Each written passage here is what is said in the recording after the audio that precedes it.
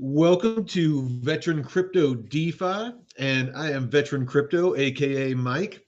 I'm just going to go ahead and get this thing started. I was going to start at 5, but got a steak that's been dry brining for a while, and it's starting to smell up the cabin and is smelling delicious. So I'm going to go ahead and kick this thing off a little bit early.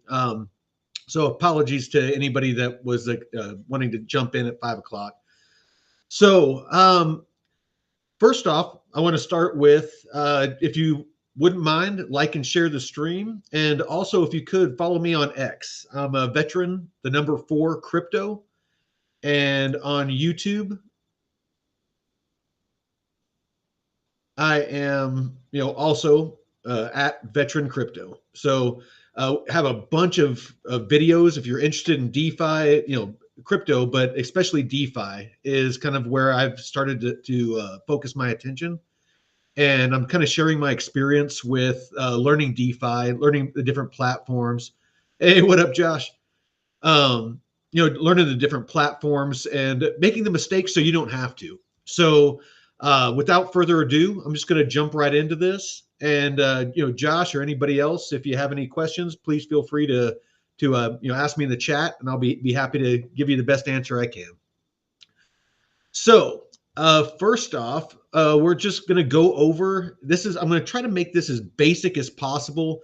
Some of the terminology that's used in DeFi, a couple of the platforms and a couple of the tools that are going to help you find the best places to invest your crypto, or your liquidity, and find the best returns. So, jumping right in, I'm going to just give you a quick definition of what is DeFi. So the definition of DeFi is it's short for decentralized finance. It provides financial services on blockchain networks without traditional intermediaries. So, if any of you have invested in stocks or anything like that, you know that you have to have a stockbroker or somebody that, does your trades for you for the most part, unless you're using something like Robinhood or, those sorts of things. In the banking sector, to do a lot of things, you need to deposit your money in the bank. A lot of times they're the ones that are using your funds or your savings to lend out to people in the form of loans for cars, property, personal loans, things like that.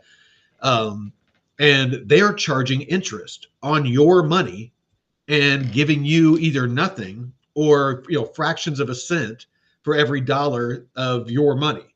So it really does nothing for you. And what DeFi does is makes you the bank. It allows you to lend out money or liquidity to crypto investors, people that are day trading, scalp trading, things like that, or just people that want loans.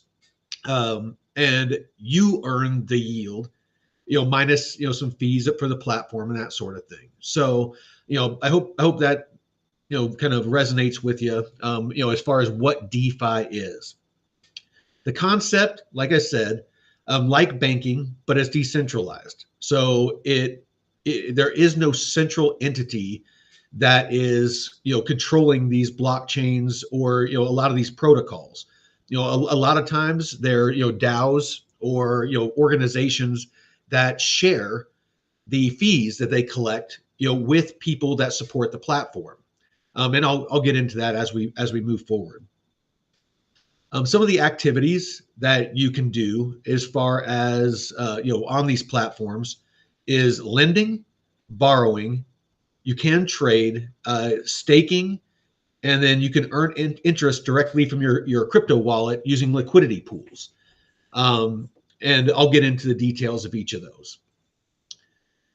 Something that's important to know about all of this before we move forward is these are kind of like a couple of my personal rules that I use whenever I'm trying to decide where to put my money or where to invest my money on these platforms.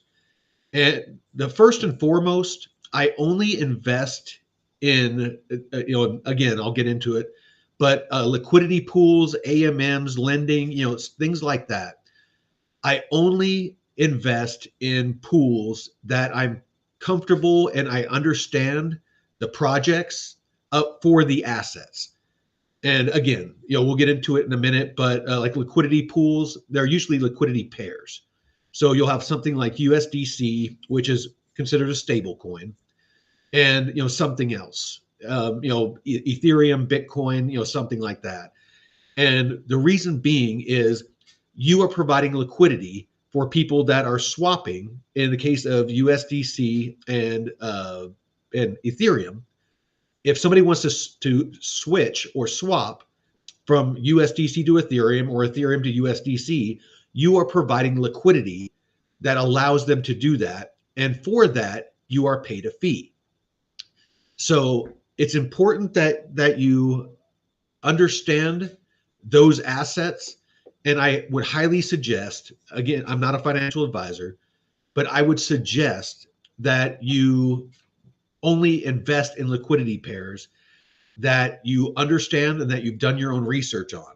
Reason being, a lot of meme coins and things like that, they can go to zero overnight. You can invest in it and you're earning a huge yield, and you go to sleep, wake up in the morning, it's gone to zero and you've lost all your money. So again, another rule that I always use is you want a high volume, because the volume is the people that are swapping between those two pairs. Higher volume means more fees. More fees means you make more money. Make sense? The other one is TVL, or total value locked. If there's more TVL, actually, you know what? Let me pull this up. It'll help it make more sense. All right. So the staked TVL. So in this case, this is VFAT, and it's an aggregator. We'll get to aggregators here in a minute. But you want a high TVL, because with a high TVL, it's going to get a lot more attention. And with that, again, you're going to get more people doing swaps with those pairs. And that's going to give you those fees. So higher volume, higher TVL. A third rule is these platforms we're about to go over. You need to make sure that you do your own research. It's important. Hey, what's up, Chili? Appreciate you stopping by, man. Oh yeah, 3-day weekend. Nice, brother. So you need to do your own research on these platforms. I've done my research and I found the ones that I am comfortable with, and that I am, I'm okay with the fees, and I'm okay with the security, and all of those things. You need to do your own research. Never listen to somebody like me or another, person that's on YouTube or an influencer, trying to get you to, use a certain platform. A lot of people are actually paid to, the terminology is shill, but, they're paid to push certain platforms. They're incentivized in different ways. And myself, I do not monetize this channel. I will not push a certain platform because I don't do referral codes. I don't do any of that. I want to be 100% transparent. I only want to show you, things that I'm comfortable using. But again, that's just me. All right. So let's jump into it. Understanding liquidity pools, lending, and borrowing. So there's the main ways that you can make money in DeFi is staking, which is probably the safest. About the only risk with staking is if it's in an asset that is not a strong project. So if you're staking a meme coin or something like that, again, they can go to zero overnight. Personally, I don't mess with them. I am in crypto and DeFi for the long term. I want to earn, good, steady yield and monthly income that I can reinvest, that I can take out and take trips and, improve my property, buy real estate, things like that. Staking is a good one. Things like Ethereum, Bitcoin, blue chips, good, strong, top 10, top 20 projects, staking those are a good way to just earn safe, steady income. Again, make sure you research the platform where you're staking. A lot of them have native staking, which allows places where it's not necessarily a platform, it's the project that is allowing you to stake it. But next up, automated market makers, or AMMs. They're basically smart contracts. I won't get into that. It's a little more advanced, that use liquidity pools to enable trading. So I'll show you one of mine. Let's go to, hold on one sec. I didn't pull it up.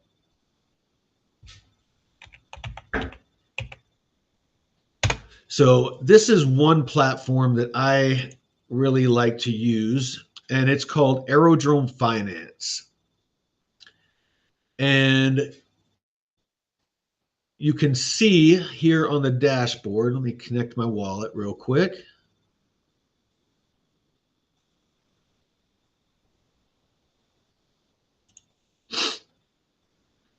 So most of my liquidity pools I have over on VFAT.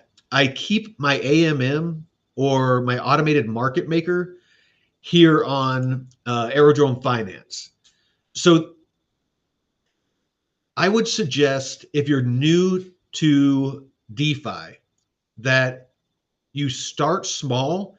Don't dump a ton of money in. Hey, what's up, Crypto Breezy? If any of you guys got questions, please like and share. But if any of you guys have any questions, please, by all means, ask in the chat. Or if you think I missed something, or you need me to go in deeper on something, by all means. So people that are new to DeFi, my suggestion, again, I'm not an expert, is to start with things like staking, because it's very simple. The risk is low. AMMs, same thing. As you can see here, basically this is a USDC Arrow pair. So as Arrow, Aerodrome Finance, or the token, goes up and down, your deposit, as you can see here, that your deposit will go up and down.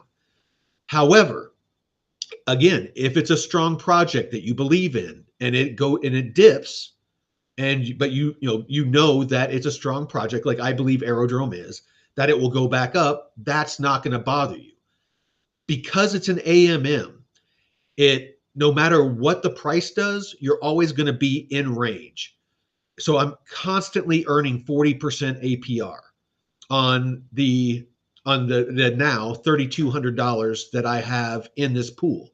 As Aerodrome goes up, this deposit will go up. Not as much as if I just held Arrow, in a bag on a wallet, or on a centralized exchange, but it will go up. The kicker is when the price of Arrow in the market is going sideways, like in a bear market. I'm going to consistently earn whatever the APR is. If it's going down, I'm still earning this APR. If it's going up, I'm still earning this APR. I'm always earning. That's the key, is slow and steady wins the race. That's why I like staking and AMMs for new people. You're not going to make mistakes. I think you can use, here, let me throw this up on the screen real quick.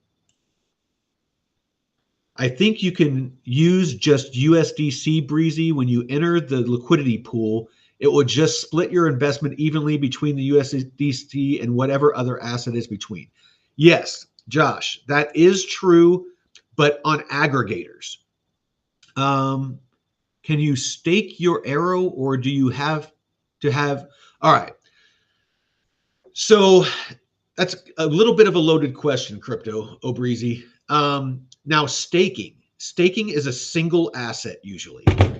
That means that with Arrow, like with the lock, you can stick straight Arrow into a lock. You can lock it for a week, 2 weeks, a month, a year, whatever, and you can earn a yield. It's not going to split it. It's not going to sell any off. You're going to keep every single one of your Arrow tokens. Now, when we get into it, I won't get in too far now, but when you use a DeFi aggregator like VFAT, you can stick your USDC or your arrow, in, and I'll actually just kind of show you real quick. I don't want to get too far on a rabbit trail here, but say that you're going to enter a concentrated liquidity pool. So let's pick another one. Here we go. So say that I'm going to enter this concentrated liquidity pool, wrapped ETH USDC. I already have one open, but inside my wallet, I have, it shows what I have. I can choose if I want this $428. If I want to deposit this into this wrapped ETH USDC, it's going to deposit the value of that arrow. And just like, just like Josh was saying, it's going to basically sell that off, or it's going to swap it for an equal amount of wrapped ETH and USDC, depending on the range that I select, because this is a concentrated liquidity pool, not an AMM. So an AMM, like if I select this one, you see how, oh, sorry. All right. So let's go over that again because I wasn't sharing. So in an AMM, there is no range. No matter what the price does, you're earning yield. On a concentrated liquidity pool, you can see it changes. This green area, there's a range. And so, with that, like right now, like if you were to invest in this wrapped ETH USDC concentrated liquidity, you only earn the APR. In this case, it's going to be more than an AMM. But again, this is more advanced, is you only earn if it's within the range. Whenever I deposit the arrow, it's going to sell off the value of the arrow. And if I have, say, a smaller range below the current price, then it's going to do a smaller amount of wrapped ETH because it's the first asset. This higher end is going to be USDC. So it's going to swap out my arrow for a smaller amount of wrapped ETH and a larger amount of USDC. I hope that makes sense. Now, if I adjust, you can watch the APR. And as I adjust and make the range smaller, like right now it's 3%, the APR goes up. If I widen out that range, it's going to go down. Now it's 162%. Again, but if it goes out of range, then you're not earning. But I'm not going to get into that too deep because I want to try to keep this as basic as possible. All right, let's see. Okay, I don't have USDC, but I have Arrow, and it's sitting in there and killing me. Yeah, no, it happens, man. I'm actually about to throw kind of all my dust into my pools as well. All right, cool. I'm glad you got it, Breezy. All right, so let me get back on track here. I got off on a rabbit trail. Sorry. So we went over staking. We went over AMMs. Next is lending. So a really good, where is it at? Aave. Let's go to, so another really good way to safely earn yield. It's a lot like staking. But Aave is a really good, and I'll get into both lending and borrowing. So on Aave, you can come into here and you have supply APY and borrow APY. So like I can filter this. And so say I have a bunch of USDC and I am DCAing out this bull run and I want to do it into a stable coin because when the market crashes, USDC, USDT, and stable coins aren't going to nosedive like most of the rest of the market. So, as the market's pumping, myself, I'm going to start taking the earnings that I'm making off of my DeFi and putting it in USDC. What I'm going to do, and there's other places that I'm putting it, that's making me about 15%. But for the sake of this conversation, I can put it here on Aave and earn 4.22% on that yield. I can also, because I've deposited that liquidity on here to earn, I can borrow against it, or take out leverage against it. Uh, I'll save strategies until another episode, but um, in a nutshell, you never want to take a large amount. So, like if I put $10,000 in, you only want to take maybe $3,000 out. USDC, it's not as big of a deal, but you start doing ETH and Bitcoin, or more volatile assets, um, you can get liquidated and lose all your money. So I won't get into that, but just know that on these platforms you can both borrow, and once you borrow, you can supply or lend, and once you lend, it will allow you to borrow. Oh yeah, no, yeah, Plume. I am super bullish on Plume, and I actually, Breezy, remind me if you're interested. I actually have found a place that you can DeFi your Plume bag, which I'm pretty excited about. Um, all right, so that's lending and borrowing. Liquidity pools. So I kind of went over it already, but liquidity pools are actually, you know what? I'm just gonna do it on VFAT, because then that will take us right into kind of what's next. So these are liquidity pools. And so liquidity pools are it's the terminology that's used is concentrated liquidity. And as you can see, they all have dual assets. And again, there's two assets because what you're doing is providing a liquidity for people that are doing swaps on dexes. So if people go to Uniswap, and they go to Aerodrome, and places like that, and they're trying to swap one asset for another asset, that's what you're providing, is you're allowing them to do that, and for that they are charged a fee, and for providing the liquidity you are paid a fee. So that's basically the long and the short of it when it comes to liquidity pools. Anybody got any questions on that?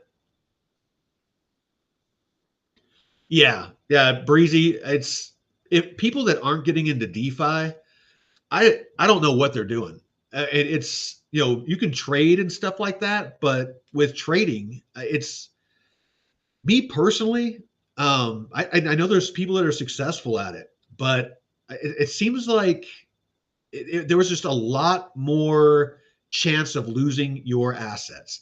Whereas DeFi, depending on how you choose to use DeFi, through staking or lending, being the kind of the lowest risk, all the way up to concentrated liquidity pools, to where it's riskier, but you're still left holding some of your crypto, even if things go totally south, unless it's a meme coin and it goes to zero. And even then, it's DCAing you out as it's taking a nosedive into the other asset. So, like in the case of, what's a good one here? Let's see.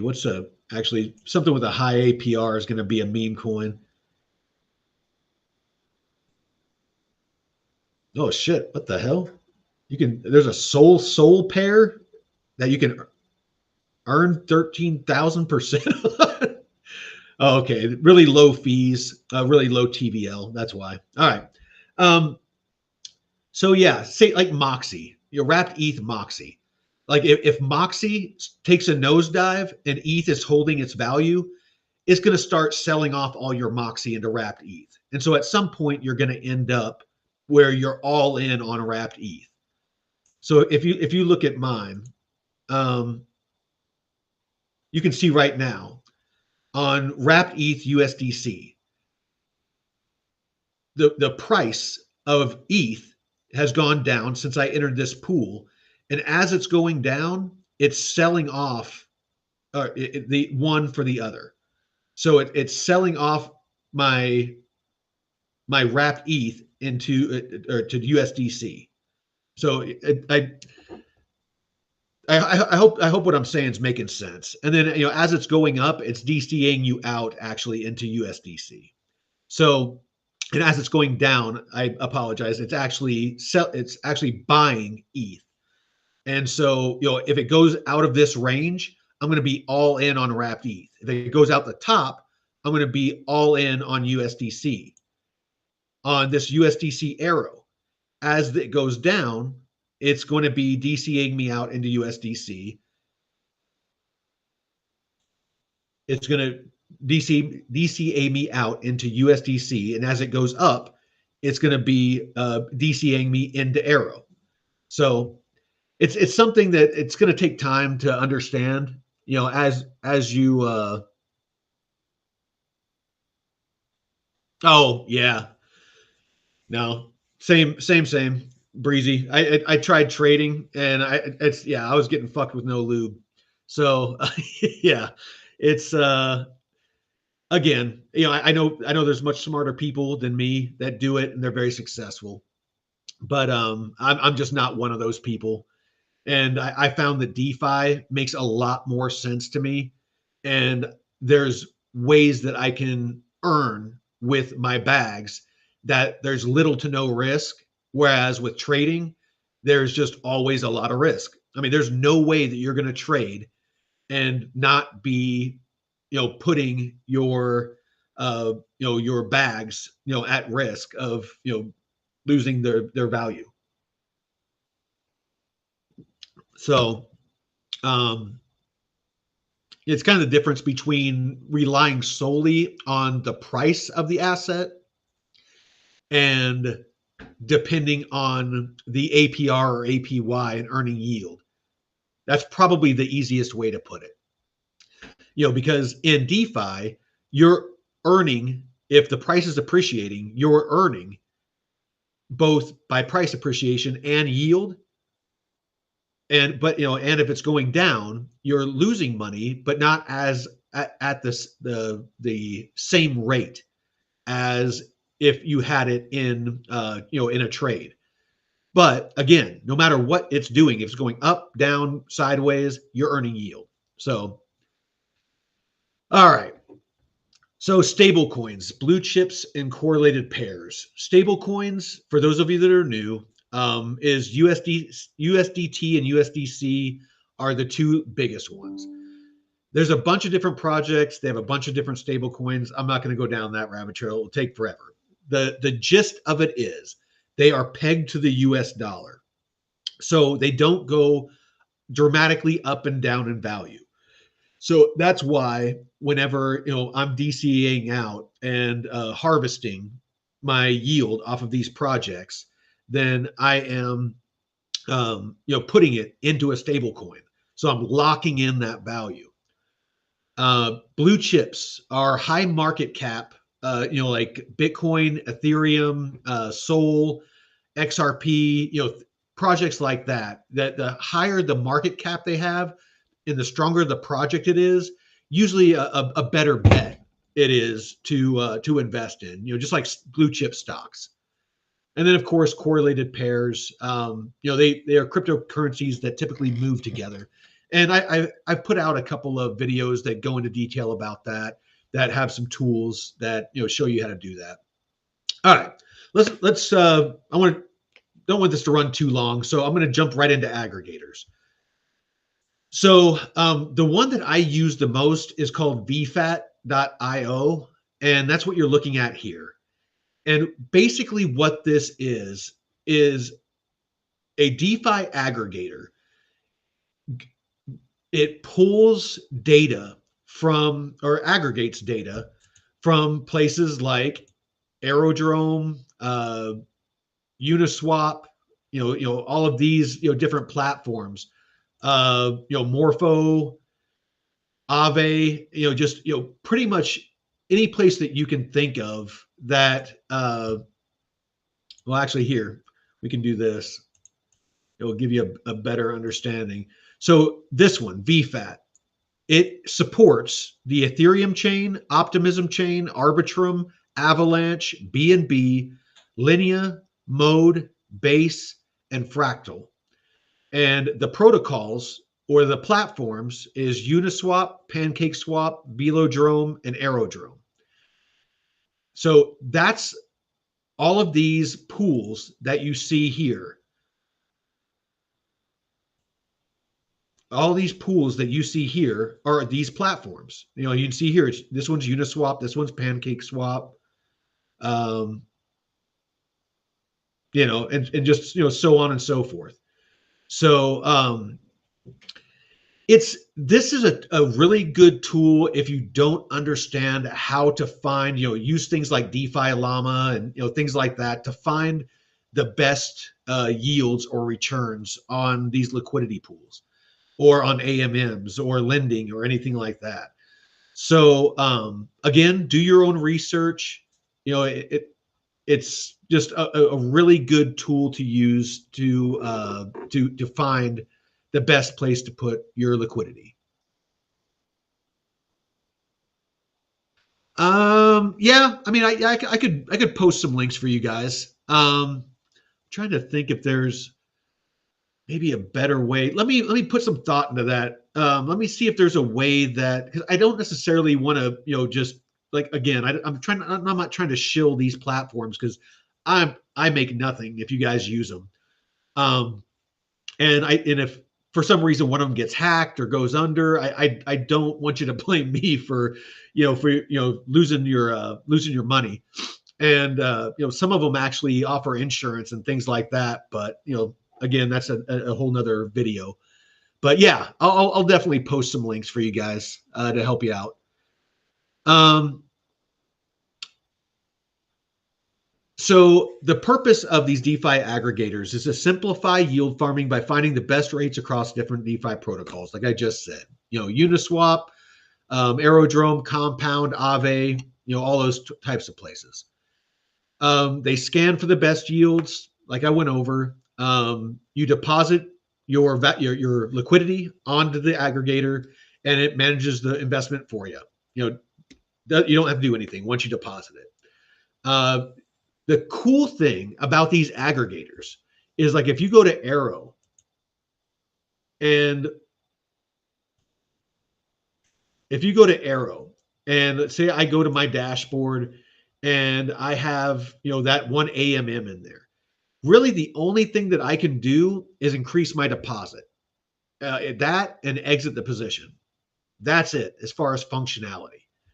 Now, if I use, the reason I use VFAT, and you know, Josh can attest to this, is on VFAT, you have a shit ton more freaking functionality. I can increase, like if I'm, you know, this USDC wrapped ETH position, I can increase. So, you know, if I have anything in my wallet, if I want to stick all my Arrow or my Morpho or my USDC and add to my position, I can do that. On Aerodrome, I can't do that unless I have Arrow. I can rebalance. I can't do that on Aerodrome. You know, you have to exit the position and re-enter the position.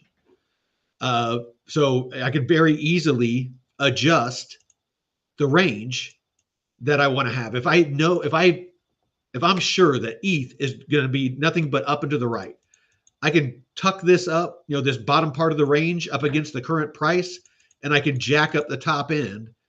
And, you know, if I believe it's going to stay in range that way, and I can rebalance.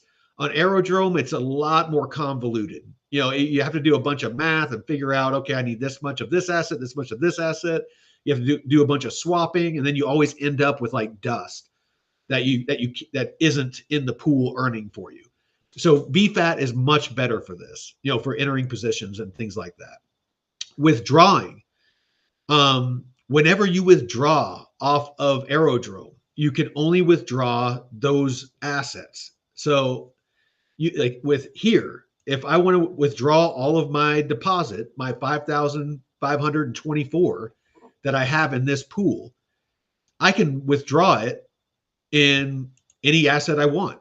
If I want to withdraw at an Arrow, Morpho, USDC, VVV, I mean, there's just an endless amount of things that I can pull it out of and into my wallet. So, like if I just want to constantly take everything out in USDC, I can. You can compound. So compounding is like the what I've earned. Like right here, I've earned 10. I earlier today I pulled out all my earnings so that I could enter some pools. But the $10, if I want to put that back into here again on Aerodrome and other platforms, I can't just pull that out and add it to it. I have to exit the position, and it's a pain in the ass. But on VFAT, I can just hit compound, and it will automatically take my earnings and put it into my deposit. And so you can just constantly, compound your earnings back in to your position, your liquidity pool, which is awesome. It's great. Or again, you can harvest, which is basically just taking those earnings out and sticking them in your wallet to use again to put into other liquidity pools, to cash out, take trips, do whatever, make a car payment, whatever you want to do with it. So that's the cool functionality that's on a lot of these aggregators. Some other cool aggregators, I haven't used this yet. I am on the fence with it. It's called Metrics Finance. This has a shit ton of functionality. So it has all those things I was just talking about, but it has a tracker that will and it will actually simulate a position. So say that I want to put $10,000 into this wrapped ETH, wrapped Bitcoin liquidity pool. It's going to tell me that, because of the APR, 20.98%, that $10,000 is going to earn me $5.75 per day. And it's telling me because of how I have adjusted my range. The green line is my range, and here's how that pair is moving. It's going to say it's going to put me in $5,596 of wrapped Bitcoin and $4,400 of wrapped ETH. That's how it's going to inject that value to put me where I said that I want to be. Where I would actually put myself in this is I would actually probably bring, because of where you can kind of see how that pair is moving, I would actually tuck this up further, because of support and resistance. And then maybe on this one, I'd bring it down a bit because you can see that, that's the highest that it's been. So it would tighten the range. And because I tightened the range, you can now see I'm earning $9.54. So I've doubled the amount each 24 hours because now I'm making 34.82% because I tightened the range. But you can see that is, historically, it's ranged in there safely. So again, this is a really good tool that gives you a lot of data to base how you want to set up the liquidity pool that you're going to enter. And you can change a lot of the different aspects to it. You can look for the past 7 days. You can look for the past 30 days. All of those sorts of things. Yeah. No, it's like paper trading on Webull. These simulations. The difference is once you simulate here, you can actually physically enter. Like this is an actual aggregator to where you can actually enter. If everything checks out and it looks good to you, you can actually enter this liquidity pool. And then again, I haven't done it yet, but you can track your portfolio. So, as you are entering these liquidity pools, it will actually populate this and give you your performance. So, and it will tell you, if you just hodled, like in this case, if you just hodled the assets that you have in these pools, Are you up? Are you in the green or are you down? Are you performing better than if you just hodled? It will tell you your gains that you made and your ROI. It will tell you, currently, your 24-hour projection, your 7-day, and your 30-day projection based off current APRs of what you're going to earn, at the current rate. It will give you all of your earnings, in all of the pools and the current amount of liquidity that you have, dedicated to pools.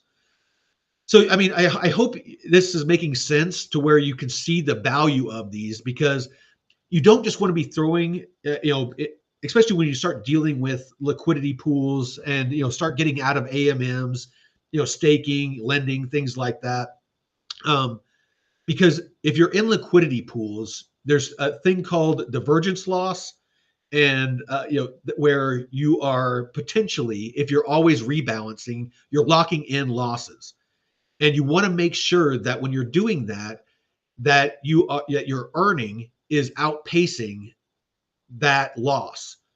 So it's good to have tools like this. I use a tracker sheet. This is the sheet that I use to track my gains and losses. So, by all means, that, this metrics finance, it's like $40 a month. I haven't used it. I am still doing my research to find out, how secure it is.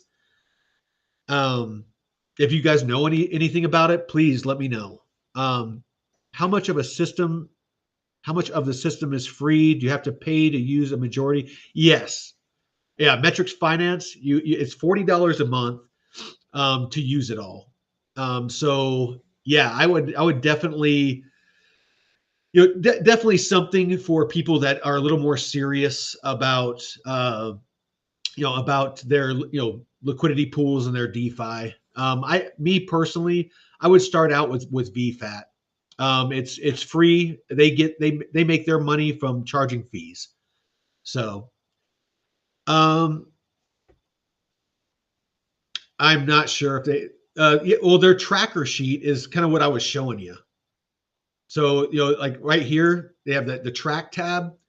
And, like if I had open positions on here, it would, all the stuff that I'm doing on this tracker sheet, all the, the different things that you're seeing here with, where I'm tracking my earnings manually and, all that, especially over here on the left where, this is how, what I had when I entered this position, and this is what I've earned, and this is kind of the totals. And I have to manually go in here and punch everything in to see if I'm, making or losing money. That Metrics Finance, it's doing all that automatically. So it's basically automating what I'm doing manually. So, but my tracker sheet with a little more extra work is free. And what only thing that's stopping me from trying this is I'm just not sure about the security on it.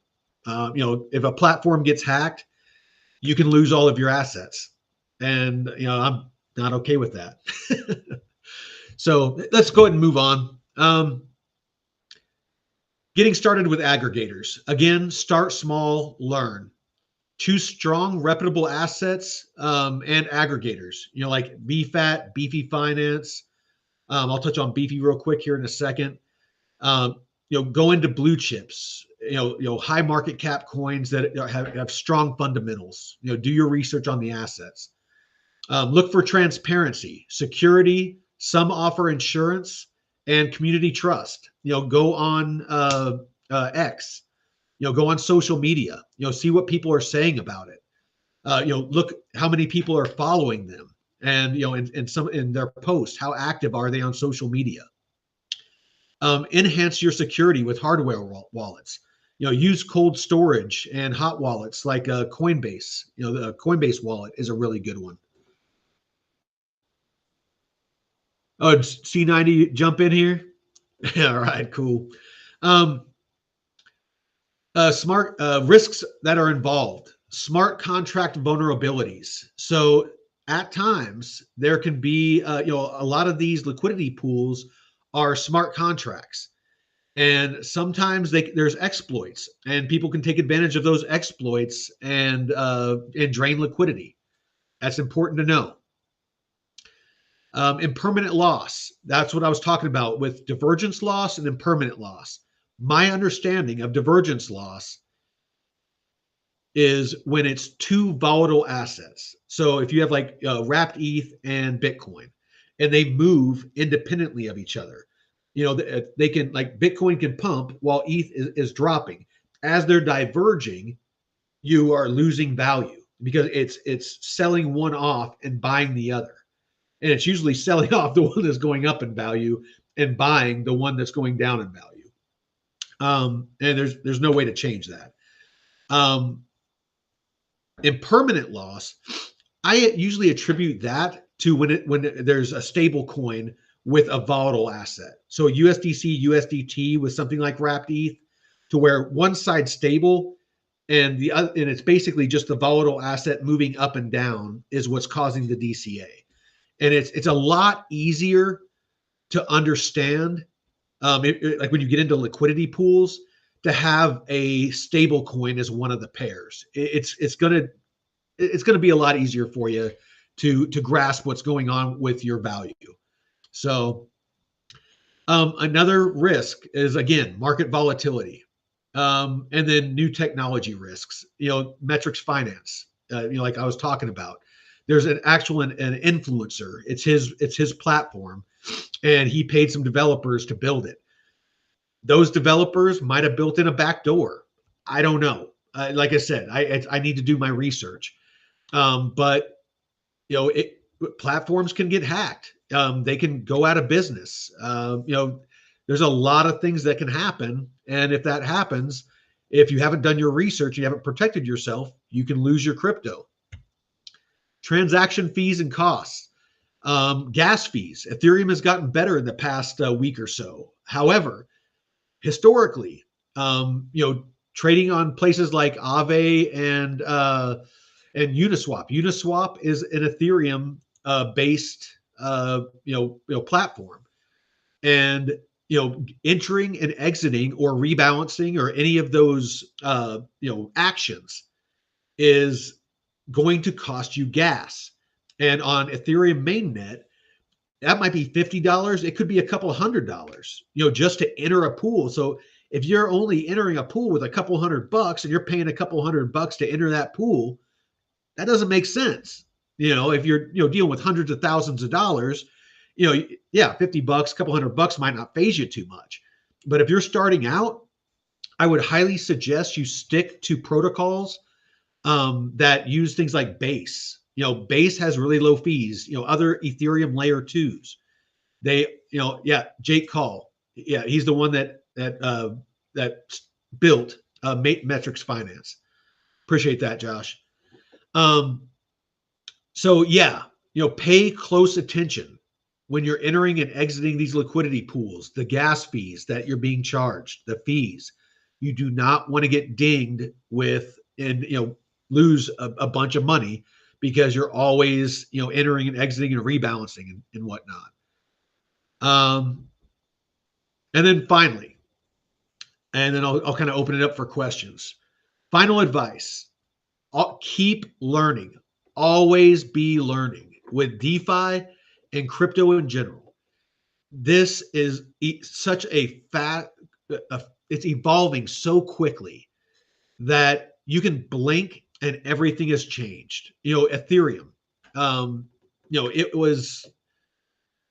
I avoided anything that was on mainnet because of the gas fees, and then Base and other layer 2s came out, and it really opened the floodgates for DeFi and allowed for a lot more possibilities to where you didn't get dinged by gas fees. So there's new platforms coming out all the time. Beefy, that's another really good platform that you can enter these concentrated liquidity pools on different things like Avalanche and Base, Ethereum, just a lot of these different platforms that you can, and Beefy's another aggregator, and you can filter. Again, this makes it super easy to find, the highest, return, or the highest TVL. Like you can filter, which ones of these have the highest, total value locked. And then, based off of that, you can look like right here, here's a beefy vault. And so basically a vault is a bundle of assets, but it's earning really good APY, 9.68, really good TVL. But yeah, it's and then they'll even do a little bit of the research for you and give you a rating as far as kind of how safe it is. So really do your research. Make sure that you learn about these aggregators and how they work, how they are connected to the actual protocols, like Aerodrome, like Velodrome, like Uniswap, all of those dexes, because that's all these are is a gateway to a bundle of dexes. So that's really engage with communities. Watch my videos. Watch um, other content creators.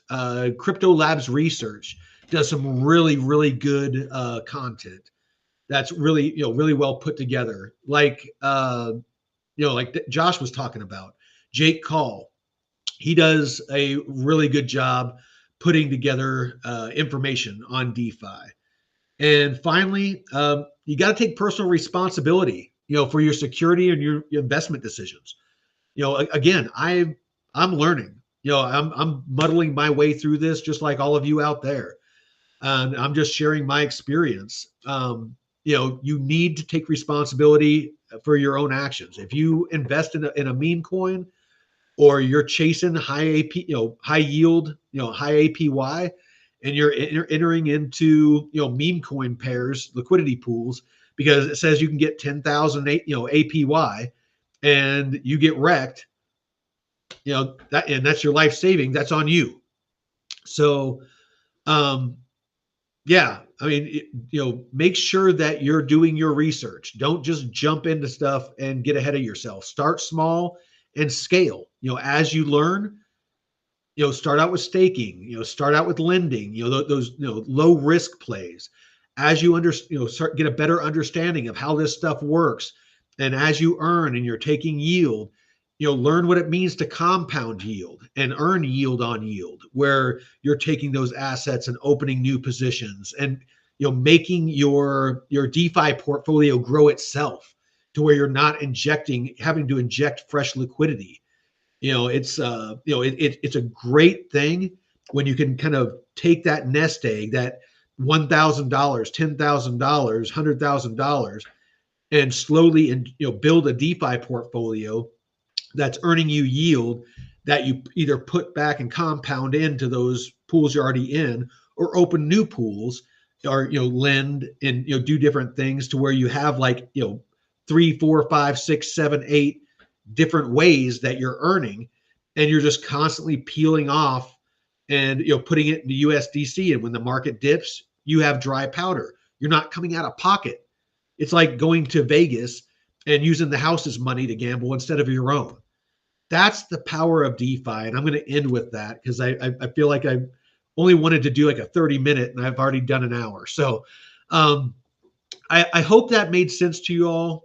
And if you have any questions, please feel free to reach out to me on socials. I'll never ask you for access to any of your funds. I don't want to know how much you're investing. I don't care. I just want to make sure that I help people not make the same mistakes that maybe I've made, or make a costly mistake by connecting your wallet to a questionable site and getting your wallet drained. Compartmentalize. Use a hot wallet when you get started, while you're learning how to do this, and put a small amount of your end up getting. It's not your whole crypto bag. So with that, Please, if you could like and share this stream, if you can, if you're not already, if you can find me on X and throw me a follow, I would greatly appreciate it. I am not doing any monetization whatsoever. Everything that I say, I 100% believe in, and and it's what I'm doing. I'm not shilling anything. I am not getting referral money. Nobody's paying me to say anything that I'm saying. So that's all I ask, is just try to spread the love and show other people my content. So like, again, so they don't make some of the mistakes that I can help them navigate the DeFi markets. So with that, I appreciate you guys for showing up. C90FTW, Josh Dallas, Crypto Breezy. All of you that show up. I know that the Deadwood, if you watch this, I appreciate you, brother, always showing up. And all of you that support me and support my journey, I appreciate you. And with that, good night and good luck with your DeFi. Veteran Crypto out.